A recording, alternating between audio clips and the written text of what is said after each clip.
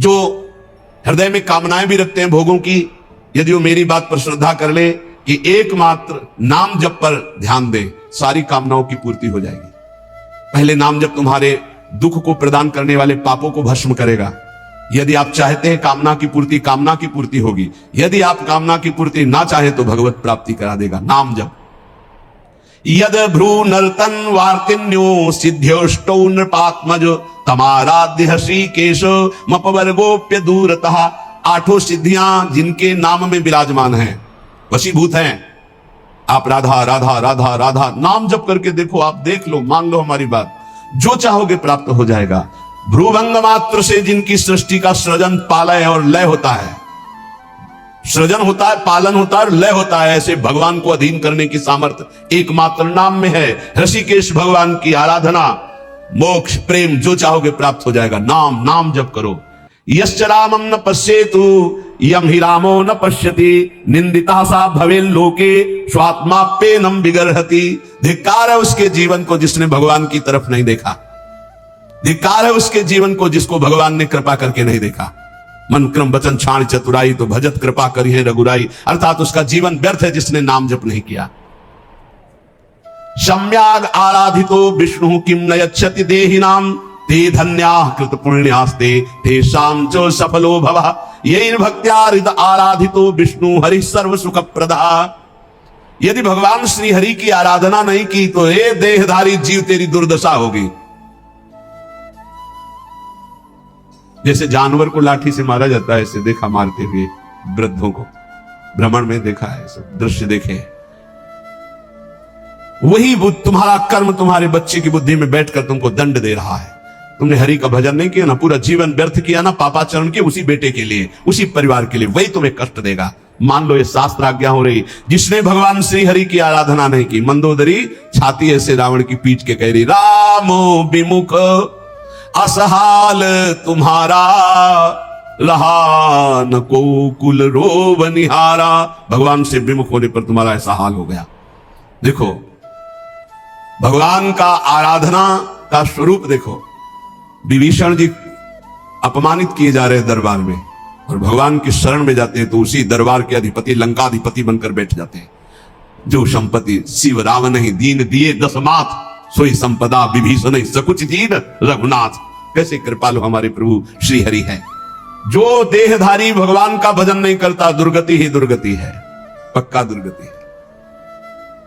सर्वव्यापी श्री हरि की आराधना जिसने किया उसका जीवन धन्य हो गया। इसलिए मान लो जीवन का परम लाभ धन्य करना, जीवन का नाम जप करना है।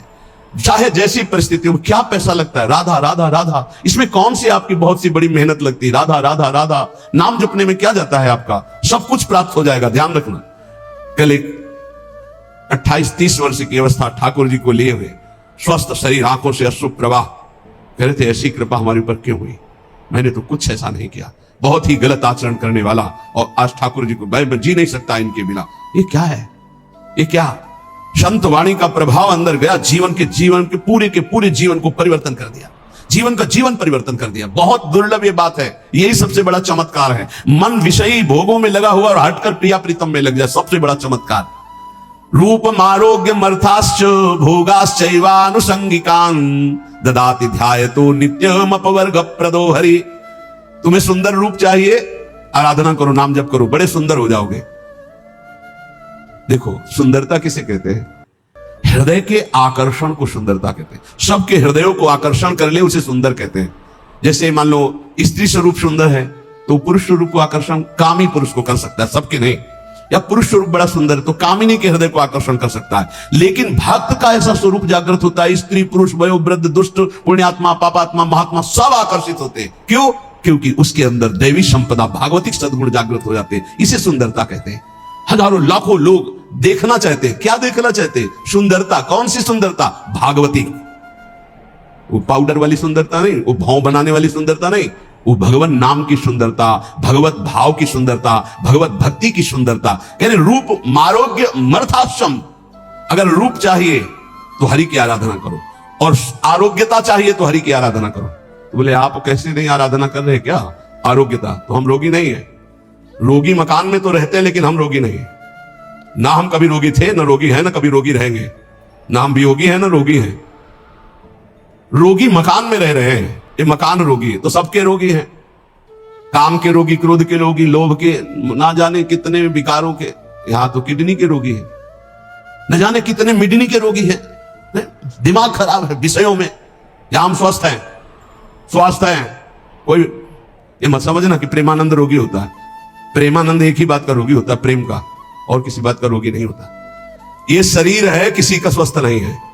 जो शरीर में स्थित पुष्ट भी दिखाई दे रहे वो स्वस्थ नहीं है, मृत्यु के भय से भयभीत, काम क्रोध लोभ रोग से ग्रसित है। स्वस्थ वही है जो परमात्मा में स्थित है, भगवत भाव में स्थित है। ऐसा आरोग्यता प्रभु देते हैं कि भवरोग ही नष्ट हो जाता है, तो और रोगों की क्या बात। भवरोग ही नष्ट हो गया तो और रोगों की बात क्या। अर्थाश्च, अर्थ मानवता संपत्ति, इतनी बड़ी संपत्ति मिली है कि ब्रह्मा के पास भी नहीं है। कुंज महल की टहल सुख, दंपति संपत्ति पाई है, जैसे रूप लाल हित प्रीति सो जो 84 गाई है। हमें संपत्ति मिल गई, दंपत्ति प्रिया प्रीतम। अब कोई बोले रूप मारोग्य मर्थास्य भोगास्य वालुसंगिकान, बोले अद्भुत भोग की प्राप्ति। कौन सा भोग? बोले प्रिया प्रीतम की रस केली के दर्शन का भोग। जैसे ही हरिवंश निकट दासी जन लोचन चसक रसासो गटकच, रसासो गटकच, लोचन चसक रसासो गटकच। ददाति ध्यायतो नित्यम अपवर्ग प्रदो हरि। जो हरि का ध्यान करने वाले हैं उनको रूप मिलता है, आरोग्यता मिलती है, संपत्ति मिलती है, भोग मिलता है। और ददाति भगवान नित्य अपवर्ग अर्थात मोक्ष सुख, नित्य सुख उसे प्रदान कर देते हैं। आतिपातक युक्तोपि ध्यायेन निमिषमच्युतम भूयस तपस्वी भवति पंक्ति पावन पावनः। यदि एक क्षण भी ऐसी स्थिति हो जाए कि शरीर का भाव भूल जाए और भगवदाकार वृत्ति एक क्षण भी, तो इतना महान हो जाता है कि जन्म जन्मांतरों के सारे पाप नष्ट हो जाते हैं और पंक्ति के पंक्ति को निष्पाप कर सकता है अगर एक क्षण भी।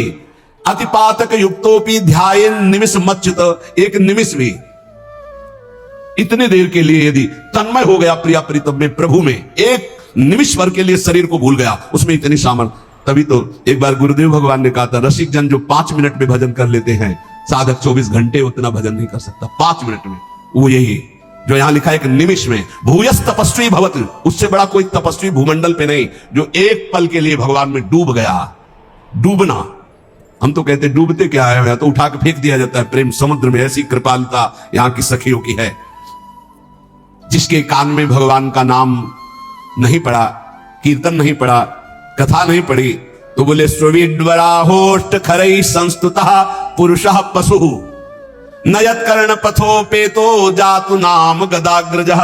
जिसके कानों में भगवान नाम नहीं पड़ा, भगवत चर्चा नहीं पड़ी, तो बोले वो नर पशु है, नर पशु, मनुष्य रूप में पशु है। वो कुत्ता है, वो विष्ठाभोजी सुअर है, वो ऊंट है, वो गधा है। ऐसा वर्णन करें। स्विक वराहोष्ट खरई है, स्विक वराहो खरई गधा, स्वान कुत्ता, ऊंट। क्यों? क्योंकि भगवान से विमुख है, तो बोझा ढो रहा है संसार का केवल गधे की तरह, कुत्ते की तरह। जैसे कुत्ता इस भोग से उस दरवाजे में खाने, ऐसे भोगों में भटक रहा है केवल। जैसे ऊंट है ना, कांटे की वस्तुएं खाने में बहुत अच्छा लगता है, ऐसे ही गंदे विषयों को भोगने में केवल अच्छा समझता है। जिसके कानों में भगवत चर्चा नहीं गई, जिसने अपनी जबान से भगवान नाम कीर्तन नहीं किया, वो पशु से भी गया गुजरा है। मनुष्य के कान बने हुए भगवत चर्चा सुनने के लिए, जबान मिली हुई है भगवत प्राप्ति के लिए। खूब नाम जप करे, नाम कीर्तन करे। कृपण देई पाई परो बिनु साधे सिद्धि होई, सीतापति सन्मुख समुझ जो की जय शुभ सोई। इसलिए मेरी बात मानो, पाए पर जाओ भगवान के, अर्थात भगवान की शरण में हो जाओ, सारी सिद्धियां अपने आप आ जाती है शरणागत के हृदय में। ये बात मान लो, मान लो, तुम्हारे किए नहीं होगा, प्रभु की शरण में हो जाओ। राम ही डरु करु राम सो ममता प्रीति प्रतीति, तो तुलसी निरुपति राम को भय हारे हो जीती। यदि भगवान का तुम्हारे हृदय में डर हो गया कि सर्वत्र भगवान मुझे देख रहे हैं, मैं कहां पाप करूं, कोई जगह ऐसी नहीं जहां मुझे भगवान नहीं देख रहे हैं, तो बोले अगर ये प्रभु का डर आ गया और प्रभु की शरण में हो गए, तो हार भी जाओगे तो जीता देंगे भगवान, हार भी जाओगे तो जीता देंगे। तुलसी निरुपति राम को भय हारे हो जीत, हार भी गए तो जीत जाओगे। इनका स्वभाव है जन अवगुण प्रभु मान न काऊ, दीन बंधुवती मृदुल स्वभाव। ऐसा स्वभाव कि एक बार शरण में हो गए तो तुम्हारा नाश नहीं होने देंगे। चाहे जितना पतित हो जाओ, वो तुम्हारा उद्धार करके ही छोड़ेंगे, वो पतित पावन है। वेद पुराण संत मत एहू, सकल सुकृत कर फल राम सनेहू। समस्त साधना का फल है प्रभु के नाम में प्रेम हो जाए, प्रभु के चरणों में प्रेम हो जाए। इसलिए विनिश्चितम बदामि तेनान्यथा वचांसि में हरिम नरा भजन्ति एति दुस्तरम तरन्ति ते। मैं तुम्हें सब शास्त्रों का निश्चित सिद्धांत बता रहा हूं, मेरी बात झूठ मत मानना। जो हरि का भजन करते हैं समस्त दुखों से, भव सागर से पार हो जाते हैं। और हरि का भजन उसी के हृदय में होता है जो हरिजनों से प्रीति करता है, हरि भक्तों से प्रीति करता है। ये परिचय संतों की, रसिकों की वाणी से प्राप्त होता है।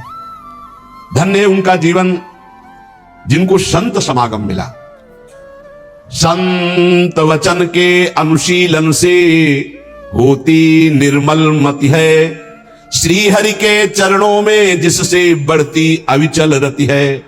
जीज उसी से भक्त जनों के बस होते बनवारी, दर्शन दे राधा प्यारी संहरते बाधा भारी। जब प्रेमी रसिकों के वचनों का श्रवण करने का सौभाग्य मिलता है तो प्रिया प्रीतम के मिलने की चाह प्रकट हो जाती है। ऐसे तो संत भगवान संपूर्ण देश में विराजमान हैं। सबई सुलभ सब दिन सब देशा, सुलभ है पर इनको पहचानना बहुत कठिन है। संतों की कोई दुकान नहीं होती है और ना कोई, जैसा लिखा है, ना कोई उनके साइन बोर्ड होते हैं जिससे उनकी योग्यता पहचान ली जाए। जो दुर्भागी जन होते हैं, कभी कभी भगवान की कृपा से उनको भी संत संग मिलता है। दुर्भागी खलौ करें भली पाई सुसंगु, पर मिटे न मलिन स्वभाव भंगु। वो खल दुष्ट स्वभाव वाले लोगों को भी भगवान अवसर देते हैं, संत समागम जाओ। पर वो देखने, सुनने, मनन करने की योग्यता न रखने के कारण वो और कुछ देखते हैं और निंदा करके अपने दुर्भाग्य को और पुष्ट कर लेते हैं। हम यहां वार्ता कर रहे हैं सत्संग से परम लाभ लेने वाले श्रद्धालुओं की। सत्संगति दुर्लभ संसारा, निमिष दंड भरी एक बारा। यदि एक बार भी संत का संग पलक झपकने भल के समय को मिल जाए तो जीवन का परिवर्तन निश्चित होगा। संत संग की पहचान जीवन का परिवर्तन हो जाना। पर प्रायः ऐसे संतों का संग प्रायः नहीं मिलता। बहुतायत होती है संत के भेष में वासनाओं की पूर्ति करने वाले असंतों की। लिखा हम बोल रहे हैं। कभी कभी तो ऐसा कि संत के भेष में घोर पाखंड पाया जाता है, जिससे बड़ा भ्रम, बड़ी वंचना सतमार्ग की हो जाती है। इतना संदेह पैदा हो जाता है कि सौभाग्यवशात यदि कहीं सच्चे संत मिल जाए तो उन पर भी श्रद्धा नहीं हो पाती। ऐसा झकझोर दिया जाता है। जन्मार्जितानि पापानि नाशमायन्ति यस्य वै सत्संगतिर् भवेत् तस्य नान्यथा घटते हिसा। बहुत जन्मों के जब सुकृत एकत्रित होते हैं, भगवान की कृपा करुणा बरसती है, तब संत संग का संयोग बनता है। हमारी श्रद्धा वहां समर्पित होती है। सत्संगो दुर्लभो अगम्यो अमोघस्य। अगर एक बार विशुद्ध संत मिल जाए, पर मिलते भगवत कृपा से हैं, तो सच्ची कहते हैं उसका सारा काम बन जाएगा। सच्ची बात है, दोबारा फिर लिखा, सच्ची बात है। उस संत की प्राप्ति का मतलब है भगवत प्राप्ति। उस संत के संग का मतलब है भगवत साक्षात्कार। सच्चे संत का मतलब यह है कि तुम्हारा संसार का चक्र नष्ट हो जाएगा। निगमागम पुराण मत एहा, कहीं सिद्ध मुनि नहीं संदेहा। संत विशुद्ध मिलहि परि तेहि, चितवहि राम कृपा करि जेहि। निगम आगम पुराण समस्त शास्त्र सिद्ध मुनियों सबका एक मत है कि विशुद्ध संत उसे ही मिलते हैं जिस पर भगवान की कृपा कोर हो गई है। यद्यपि सब पर भगवान की कृपा है, सब पर मोरी बराबर दया, पर जो माया के खिलौनों में मगन है उन्हें गोद में बैठाने के लिए भगवान विकल नहीं होते। पर जो इन खिलौनों से थोड़ा भी ऊब करके भगवान को पुकारा तो कृपा की वर्षा कर दी और महापुरुषों का संग दे दिया। यदि ऐसे संतों का संग मिल जाए तो उनकी वाणी, संतों का आशीर्वाद क्या होता है?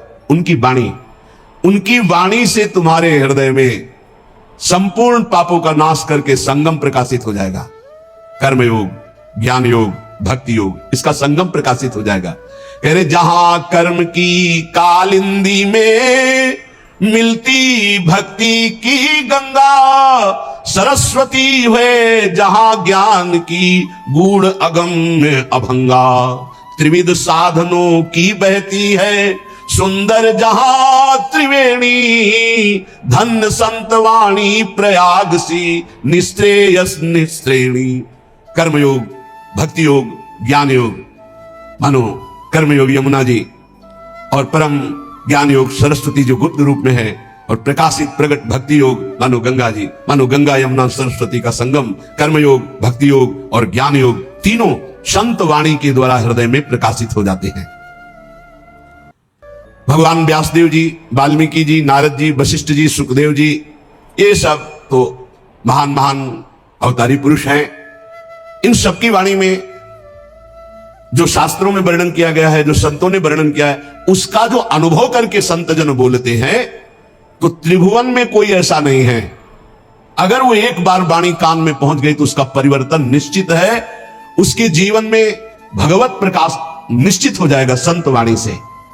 निमिषार्ध पलक झपकने के आधे समय के लिए भी यदि संत का संग हो जाए तो एक दिन ऐसा आएगा कि उसका मन हठात भगवान के चरणों में लग जाएगा। समय जरूर लगेगा, इसलिए प्रभु से प्रार्थना करो कि मुझे भगवत प्रेमी महात्माओं का संग मिले।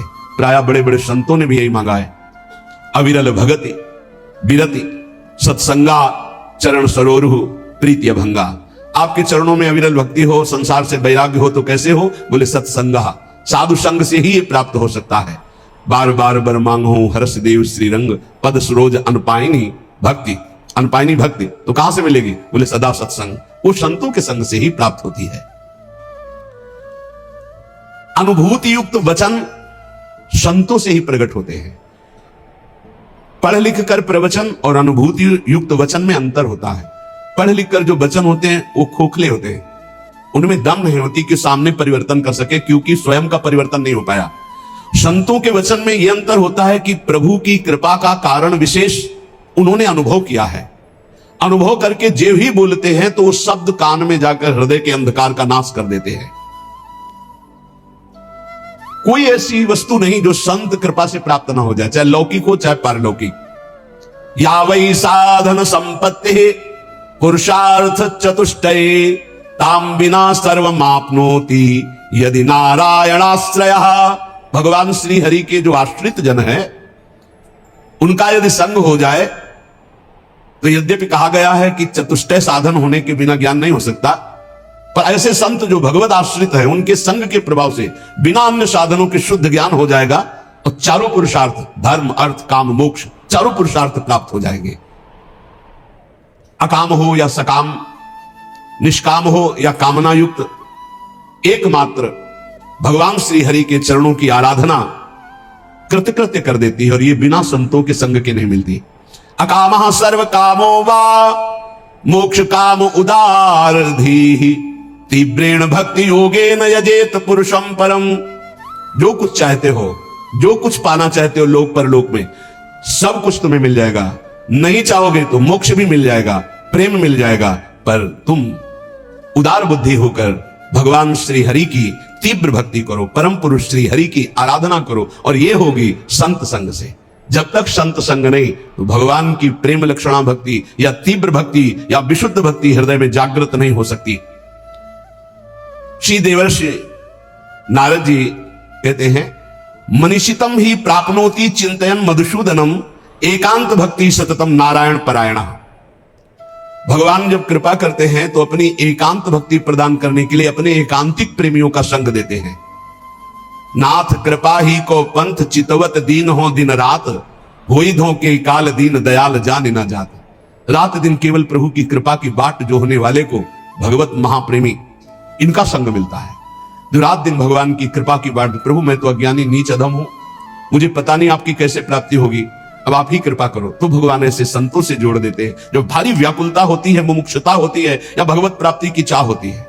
मनीषितम ही प्राप्नोति चिंतन मधुसूदनम, एकांत भक्ति सततम नारायण परायणा। देवर्षि नारद जी कहते हैं कि मनीषियों की कृपा से, संतों की कृपा से एकांतिक भक्ति का परिचय मिलता है, जो प्रभु का एकांतिक चिंतन होता है। यद दुर्लभम यद प्राप्यम मानुषो यन्न गोचरम तदप्य प्रार्थितो ध्यातो ददाति मधुसूदना। जो दुर्लभ है, अप्राप्य है, वो संतों से प्राप्त किया जाता है। संतों के पास जाकर भोगों की याचना करना, रोग निवृत्ति की बात करना, कामनाओं की पूर्ति होना या वोट आदि के लिए बात करना, ये बहुत व्यर्थ की बातें हैं। ये आपका व्यवहारिक विषय, आप इसको देखिए। आप संतों के पास जाइए परम पद प्राप्ति के लिए, भगवत प्राप्ति के लिए, ईश्वर निरंतर चिंतन करते हुए कैसे हमको स्वीकार करें, इस बात के लिए जाइए। जो दुर्लभ है, यद दुर्लभम यद प्राप्यम मनुष्यो यन्न गोचरम, जहां मन की कल्पना भी नहीं पहुंच सकती है, भावना भी नहीं पहुंच सकती है, ऐसे भगवान के ध्यान, ऐसे भगवान के स्मरण का अधिकार भगवत प्रेमी महात्माओं के संग से प्राप्त होता है। भगवान ने भी श्री अर्जुन जी को जब बताया कि द्रव्य यज्ञ, स्वाध्याय यज्ञ, ब्रह्म यज्ञ, भगवद अर्पण यज्ञ, ये सब यज्ञ हैं, इन श्रेयान द्रव्य मयाद यज्ञास ज्ञान यज्ञ परंतप सर्वम कर्माखिलम पार्थ ज्ञाने परिसमाप्त है। अर्जुन, जितनी भी मैंने यज्ञ वर्णन की, द्रव्यमय यज्ञों से ज्ञान यज्ञ श्रेष्ठ है, क्योंकि ज्ञान यज्ञ में सब कर्म भस्म हो जाते हैं और जीव जीवन मुक्त हो जाता है। ज्ञान यज्ञ में एक होता है कृपा से ज्ञान की प्राप्ति होना, एक होता है साधन से ज्ञान की प्राप्ति होना। जब साधन से ज्ञान की प्राप्ति को होता है तो साधन चतुष्टय अगर नहीं है तो अज्ञानी है, चाहे जितना ज्ञान वर्णन कर रहा हो। पहला साधन चतुष्टय है विवेक, दूसरा है वैराग्य, और तीसरे में 6 साधन है, इसे षट संपत्ति कहते हैं। सम दम श्रद्धा उपरति तितिक्षा और समाधान, और चौथा है मुमुक्षुता। ये 4 बातें होने पर ही वो ज्ञान मार्ग का अधिकारी हो सकता है। विवेक, विवेक कहते हैं जिसके अंदर सत असत का ज्ञान हो। सत्य क्या है और असत क्या है। तो वेद कहता है ब्रह्म सत्यम जगन मिथ्या, पूरा संसार झूठा है। सत्य है इसमें तो केवल ब्रह्म है, अन्यथा नहीं। जैसे भगवान शंकर कह रहे, उमा का हूं मैं अनुभव अपना, सत हरिभजन और जगत सब सपना, सपने की तरह मिथ्या। जैसे स्वप्न में कुछ भी सत्य नहीं होता, ये जगने पर पता चलता है, ऐसे ही संसार में भगवान के सिवा कुछ सत्य नहीं है। ये तब पता चलेगा जब तुम्हारे अंदर ज्ञान प्राप्त हो जाएगा, ज्ञान जागृत होगा। पहला है विवेक, सत असत का ज्ञान हो जाना, इसे विवेक कहते हैं। दूसरा है वैराग्य। वैराग्य का तात्पर्य है लोक परलोक के समस्त भोगों से भोगने की इच्छा का त्याग, भोग में सुख बुद्धि का त्याग, समीप भोग होने पर भोगने की न इच्छा होना, इसे वैराग्य कहते हैं। अब षट संपत्ति का वर्णन, बोले षट संपत्ति में सम, मन को इंद्रियों के विषयों से हटाकर अपने लक्ष्य में लगाना, उसे सम कहते हैं। और इंद्रियों को विषयों से हटा करके लक्ष्य पर स्थित कर देना, उसे दम कहते हैं। इंद्रिय और मन पर विजय प्राप्त करने को समदम कहते हैं। सम और दम। फिर श्रद्धा, शास्त्र और गुरु के वचनों में बिल्कुल ज्यों का त्यों विश्वास हो जाना, उसे श्रद्धा कहते हैं। फिर उपरति, उपरति कहते हैं जैसे हमारे अंदर भोगने की इच्छा है पर मैं भोगूंगा नहीं क्योंकि भगवत प्राप्ति करनी, इसे कहते हैं त्याग। भोग सामग्री है पर भोगने की इच्छा ही नहीं, इसे कहते हैं वैराग्य। पर कोई भोग सामग्री है ऐसा बोध ही न रह जाना, इसे उपरति कहते हैं। ज्ञान प्राप्ति के लिए त्याग वैराग्य से बढ़कर उपरति की आवश्यकता है। उपरति, वृत्तियों का किंचन मात्र भी कोई भोग है ऐसा ज्ञान न रह जाना, उपरति कहते हैं। भोग है ऐसा ज्ञान ही न रह जाना। और तितिक्षा, सर्दी गर्मी, मान अपमान, निंदा स्तुति, इन सबको समान भाव से सह जाना तितिक्षा कहते हैं। और समाधान, चित्त का शंका रहित होकर परमात्मा तत्व में स्थित हो जाने का नाम समाधान है। चित्त का समाधान हो जाना, अब कोई प्रश्न नहीं, कोई शंका नहीं। और चौथा है मुमुक्षुता, अब मैं मुक्त होना चाहता हूं, मुझे संसार से मुक्त होना। ये 4 हो और फिर उसे किसी महापुरुष का संग मिले तो भगवान कह रहे तद्विद्धि प्रणिपातेन परिप्रश्नेन सेवया उपदेक्ष्यन्ति ते ज्ञानम ज्ञानिनस्तत्वदर्शिनः। अब उस उपासक को जो मुमुक्षु है, जो संसार से मुक्त हो जाना चाहता है, वो संत के पास जाए। भगवान की कृपा से संतों का परिचय मिल जाता है। जब किसी महापुरुष के समीप जाए तो पहली बात ये समझ ले कि तुम्हारी श्रद्धा से ही कल्याण होने वाला है। उनके समीप तुम्हारी जितनी जोर की श्रद्धा उन पर होगी उतना ही आपके ऊपर प्रभाव पड़ेगा। श्रद्धा की कमी होने के कारण संत के पास जाने पर भी महापुरुष जो उसे उपदेश दे रहे हैं वो अपना कल्याण नहीं कर पाएगा। अगर श्रद्धा जोर की है तो कल्याण हो जाएगा, मतलब आपकी श्रद्धा पर टिका हुआ है आपका कल्याण।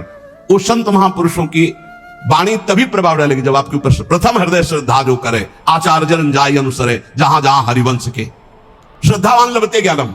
अगर श्रद्धा में कमी है तो देखो दुर्योधन को भगवान समझा रहे हैं, लेकिन क्या समझ आई? क्या श्रद्धा में कमी इसलिए नहीं, भगवान समझा रहे तो नहीं समझ में आई, नहीं कल्याण हुआ उसका।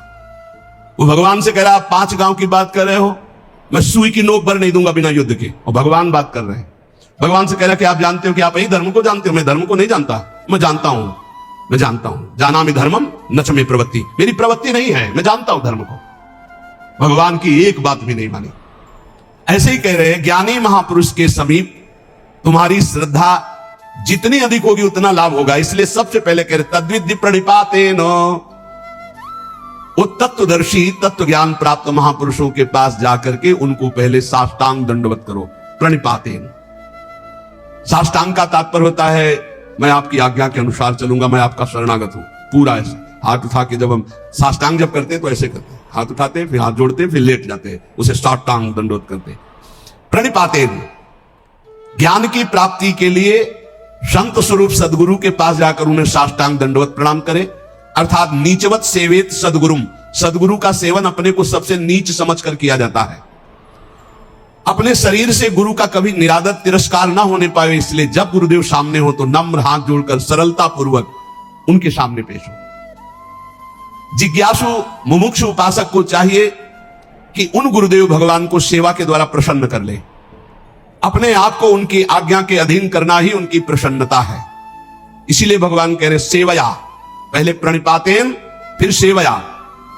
वैसे सेवा शब्द से तत्काल बुद्धि सबकी आती है कि वस्तु पदार्थ हाथ पैर दबाना ये सब गुरु सेवा के अंतर्गत। इसका मतलब गुरु सेवा केवल यही नहीं है, सेवा का एक बाहरी अंग है।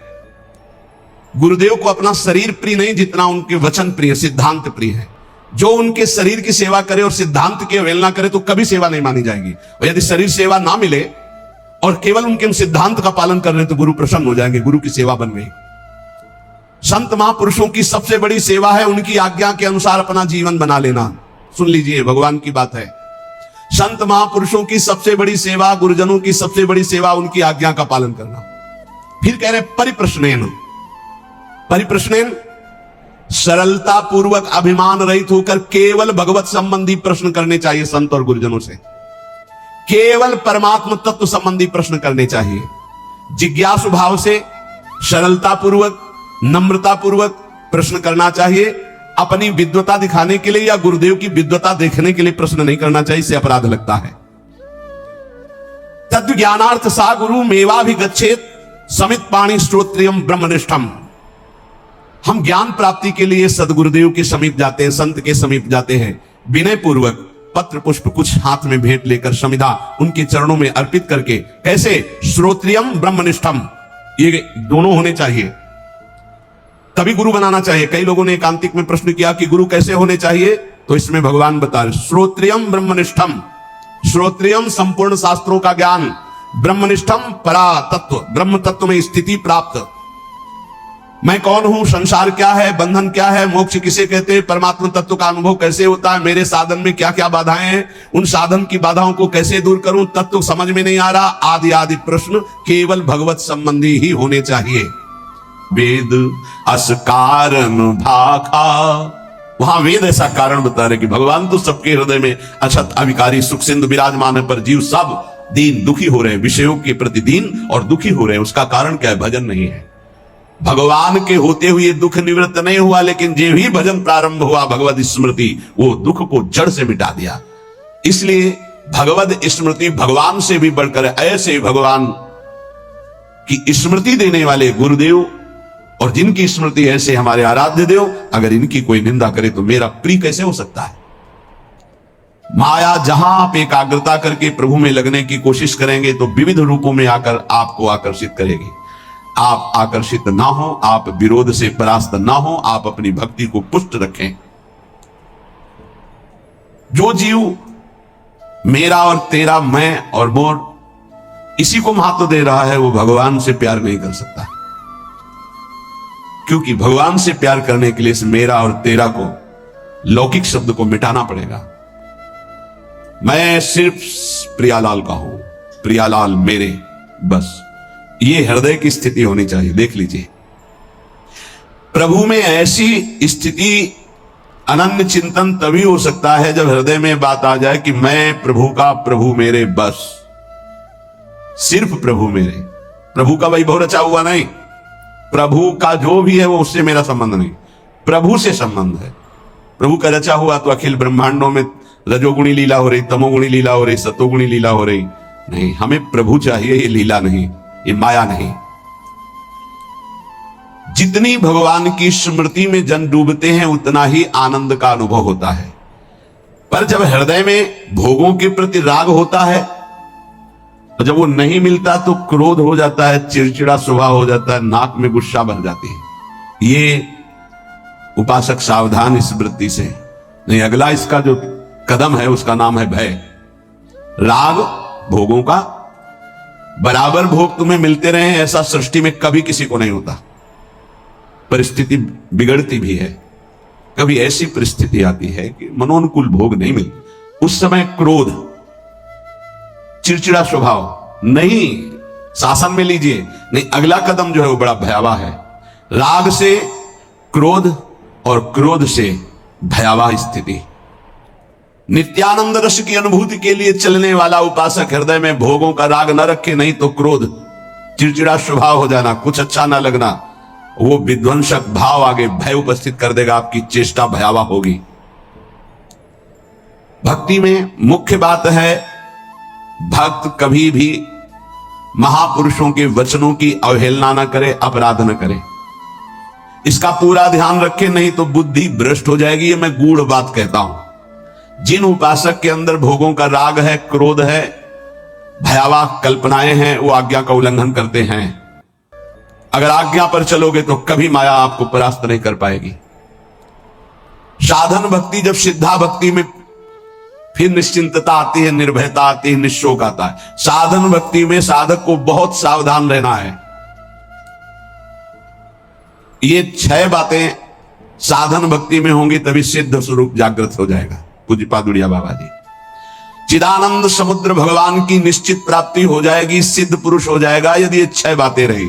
पहले, भारी से भारी आपके प्रति कोई अपराध कर दे तो उसे क्षमा करने की आपके अंदर वृत्ति होनी चाहिए। क्रोध करके उसको मानसिक संकल्प करके दंड देना, या शारीरिक दंड देना, या समुदाय से दंड दिलाना, किसी भी प्रकार का ऐसा भाव नहीं होना चाहिए।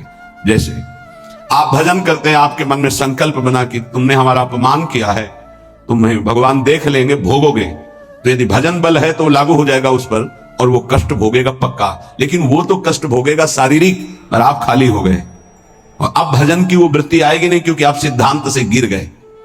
या आप शारीरिक बलवान हैं, आपने उसको पीट दिया, तो आपका भजन बल क्षीण हो जाएगा, आपका मार्ग अवरुद्ध हो जाएगा। या आपके बहुत अनुयायी हैं, उनसे पिटवा दिया।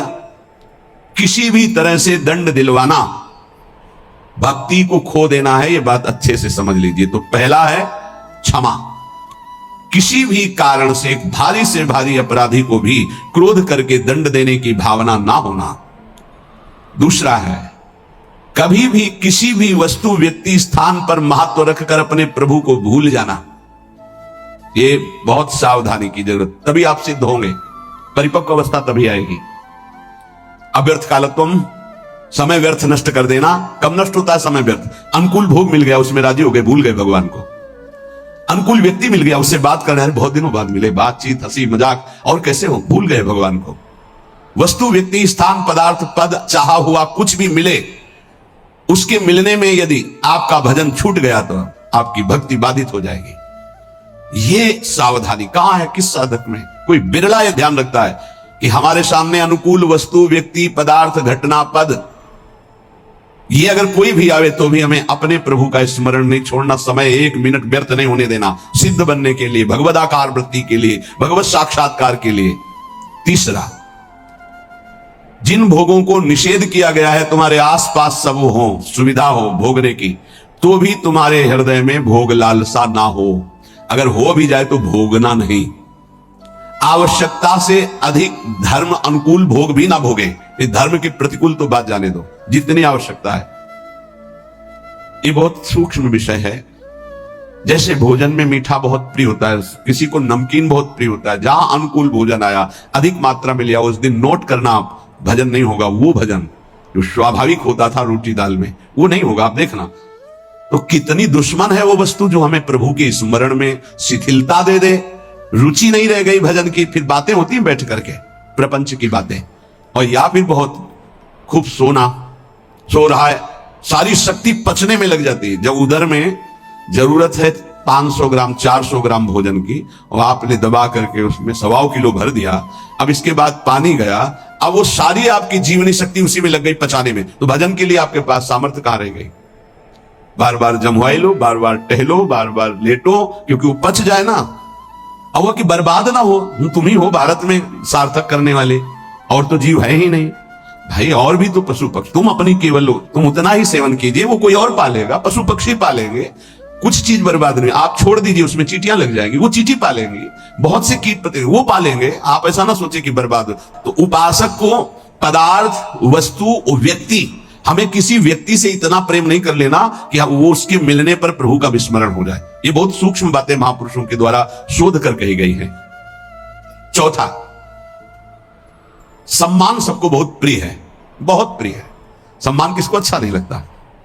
पशु पक्षी को भी अच्छा लगता है सम्मान, पुचकार कर, दुलार करो, प्यार करो, सम्मान दो।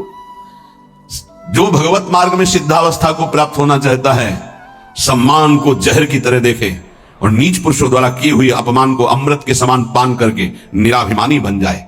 चौथी बात है, देखो परमार्थ को तो समझना ही पड़ेगा, यह बहुत जहरीली बात है। सिद्धावस्था ऐसे प्राप्त नहीं होती। पहला, तुम्हारा कोई किसी भी तरह से अपराध करे, तुम्हें क्षमा करना है, ना मानसिक, न शारीरिक, न वाचिक, न व्यवहारिक, किसी भी तरह का उसको दंड देने का विधान यद्यपि सामर्थ्य है फिर भी नहीं, पहला। दूसरा, कभी भी किसी भी वस्तु, व्यक्ति, स्थान के आकर्षण में प्रभु को नहीं भूलना, यह तुम्हारे ऊपर शर्त है। तुम्हारे सामने कोई व्यक्ति आए, वस्तु आए, पदार्थ आवे, घटना आवे, प्रभु को नहीं भूलना। अंदर राधा राधा राधा, किशोरी जी से बढ़कर प्रिय कौन हो गया, जिससे अगर प्रभु को भूल जाते हैं तो वो बड़ा हो गया, प्रभु छोटे हो गए, वो पदार्थ बड़ा हो गया, वो संपत्ति बड़ी हो गई, वो व्यक्ति बड़ा हो गया, वो घटना बड़ी हो गई जिसने प्रभु को भुलवा दिया। नहीं। तीसरा, विविध प्रकार की भोग सामग्री आसपास फ्री भोगने के लिए हो, फिर भी नहीं भोगना, क्योंकि हमें भगवत साक्षात्कार करना है। अनुकूल धर्मयुक्त भोग भी उतना भोगना है जिससे हमारा भजन चले, जैसे खान पान, विश्राम उचित। सम्मान सबको प्रिय होता है, अपमान सबको दुखद होता है। भक्त को अपमान अमृत के समान लगता है, सम्मान विष के समान लगता है, उल्टा, वो निराभिमानी होता है। पांचवा, इष्ट देव के चिंतन में व्यभिचार नहीं होना चाहिए।